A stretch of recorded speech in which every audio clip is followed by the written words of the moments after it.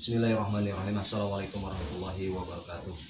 Innalhamdulillah wassalatu wassalamu ala rasulillah amma ba'du. Teman-teman, sahabat bonsai dimanapun berada, saya hari ini akan berbagi tips cara membuat bonsai strategi on the rock, dan saya akan memberikan sedikit cerita dari kisah sahabat Rasulullah SAW, Abdullah ibnu Ummi Maktum. Ini medianya sama, untuk strategi saya sekam bakar sama pasir kali dan kotoran kambing.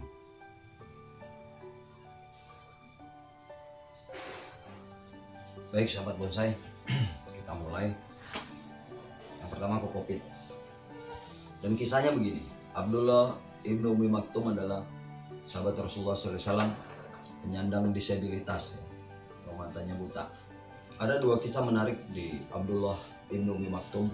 Beliau suatu ketika bertanya pada Rasulullah SAW ketika Rasulullah SAW sedang berkumpul dengan para pembesar-pembesar Quraisy. Beliau datang bertanya pada Rasulullah SAW, tapi Rasulullah SAW acuh, sehingga turunlah ayat dalam juz 30 dalam surat Abasa. Abasa wa tawalla an ja'ahul a'ma wa ma yudrika la'allahu yazakka aw yadhakkaru fatanfa'u dzikra amma man istaghna fa anta lahu tasadda wa ma 'alaika alla yazakka wa amma man ja'aka yas'a fa huwa yakhsha wa anta anhu talaha. Sadaqallahu adzim. Abdullah bin Ummi Maktum bertanya pada Rasulullah SAW ketika itu. Ketika Rasulullah SAW dapat teguran ayat tersebut, surat tersebut di surat Abasa, Rasulullah kan cuek, tidak mau memperhatikan Abdullah ibnu Ummi Maktum. Maka ditegurlah ayat itu. Setelah mendapatkan ayat tersebut, diperhatikanlah oleh Rasulullah SAW. Yang ditanyakan Abdullah, wahai Rasul, bolehkah saya sholat di rumah? Maka Rasul menjawab, boleh sholat di rumah, karena dia tidak bisa melihat, jadi jalannya susah karena tidak ada yang ngantar. Saya tidak ada yang ngantar, hanya berbekal tongkat. Maka Rasulullah SAW membolehkan sholat di rumah. Lalu Abdullah senang, dia pulang. Belum jauh, Abdullah dipanggil oleh Rasulullah SAW. Ya Abdullah, bukankah kamu mendengar azan? Benar Rasul, saya mendengar azan, tapi saya tidak ada yang ngantar, itu saja. Maka Rasulullah SAW mengatakan, kalau kamu dengar azan, datangilah. Maka Abdullah ibnu Ummi Maktum pun menyetujui pendapat tersebut atau mengiyakan, mengamini, dan mengikuti apa kata Rasul. Pelajaran pertama, sahabat-sahabat bonsai. Pelajaran pertama sudah, saya mengajak teman-teman semuanya, sahabat-sahabat saya, kaum mukminin, sehobi, betapa pentingnya sholat. Orang buta saja kalau mendengar azan diwajibkan untuk berangkat, apalagi bagi mereka yang sehat walafiat ya.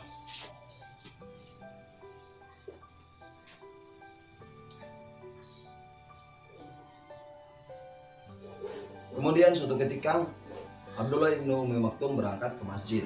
Dia berangkat, dan perintah Rasul tadi kalau dia mendengar azan dia harus berangkat. Maka berangkatlah Abdullah ke masjid. Di sebuah perjalanan Abdullah tersandung batu, kakinya tersandung batu, terus luka. Buta berangkat ke masjid, tersandung batu, jatuh, kakinya luka. Kemudian Abdullah tidak menganggap itu hal yang menyakitkan bagi dia. Dia menganggap biasa saja. Dia sudah terbiasa seperti itu, atau sudah biasa merasakan hal yang sulit sekali ya lakukan, seperti yang kita orang-orang yang mempunyai kesempurnaan tubuh. Bayangkan ya, orang buta berangkat ke masjid kemudian jatuh, terluka, adalah perjuangan yang sangat luar biasa. Cerminan bagi kita yang sehat, yang diberikan kekuatan oleh Allah Subhanahu wa taala, kesempurnaan tubuh, kesempurnaan badan, mata bisa melihat, kaki bisa melangkah dengan normal tanpa bantuan tongkat. Kemudian keesokan harinya Abdullah ibnu Ummi Maktum kedatangan seseorang.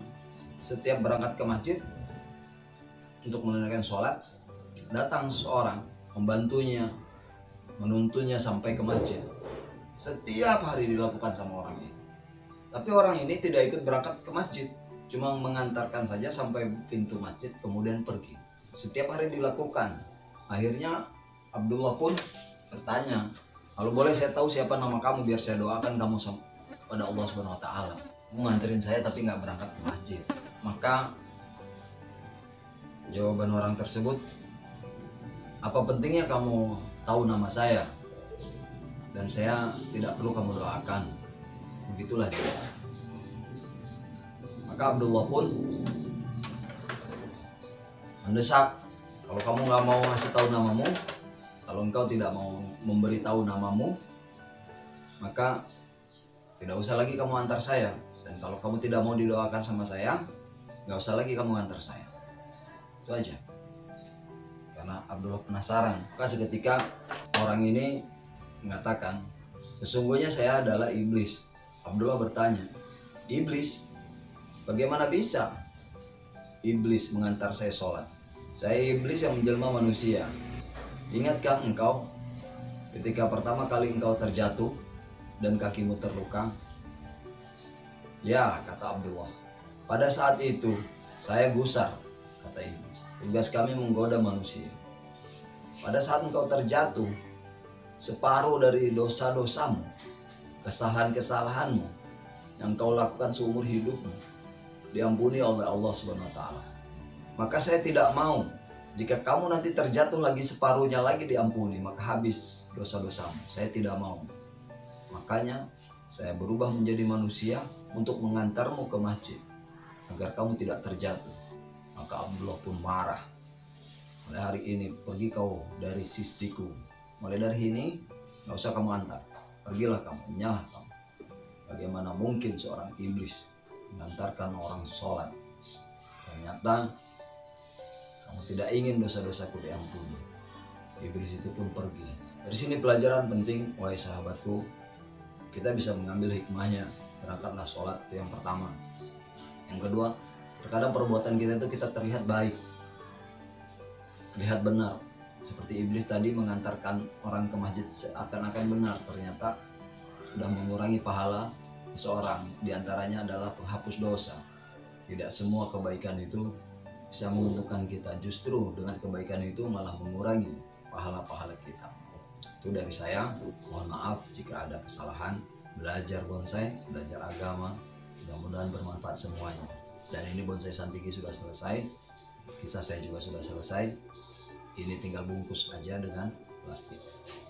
Tentang kisah, mudah-mudahan menginspirasi teman-teman.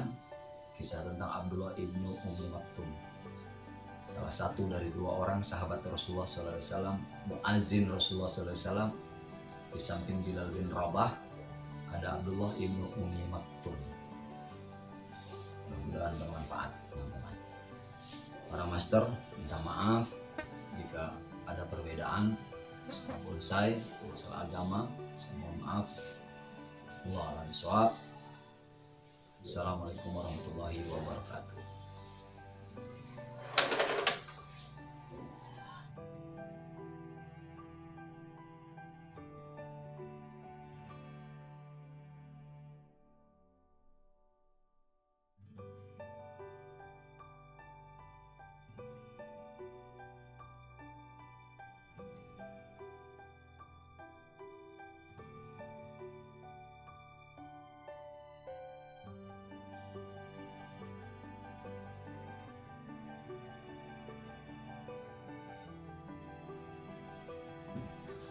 Sahabat bonsai, ini pengetahuan aja bagaimana caranya kita membuat bonsai Santiki atau bonsai apa aja. Bisa kimeng, bisa cendrawasih, bisa kenti, bisa juga nirten di atas batu ya seperti ini kurang lebih contoh. Kenapa harus dibungkus plastik begini? Biar akarnya tidak kemana-mana, biar akarnya tidak melebar. Kita tidak tutup ini, akarnya bisa melebar kemana-mana sehingga tidak sesuai dengan apa yang kita inginkan.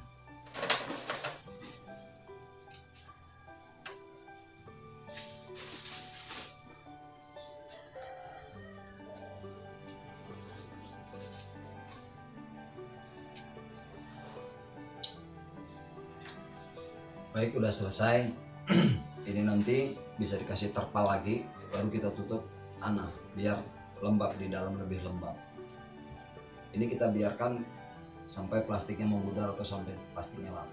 Nanti kelihatan ini kalau dia tumbuh subur, ini kelihatan ini dari daun-daun baru atau ranting-ranting baru ini kelihatan. Kalau sudah tinggi terserah kita mau bentuk kayak apa. Dibiarkan hidup, ini biarkan akarnya ke bawah gitu, mencengkeram batunya, biarkan saja ini. Kita kasih terpal, kita tambah tanah nanti. Ini aja dari saya, mudah-mudahan bermanfaat. Salam bonsai. Nggak apa-apa kan main bonsai sambil dakwah dikit lah ya, bagi yang mau ikut-ikut, yang nggak ada masalah.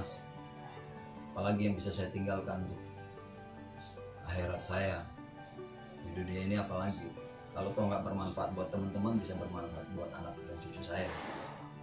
Mereka melihat video saya bagaimana dulu orang tuanya, kakeknya. Ya, insya Allah ini akan selalu ada. Baik, tidak usah panjang lebar. Ini saja, selesai. Oke.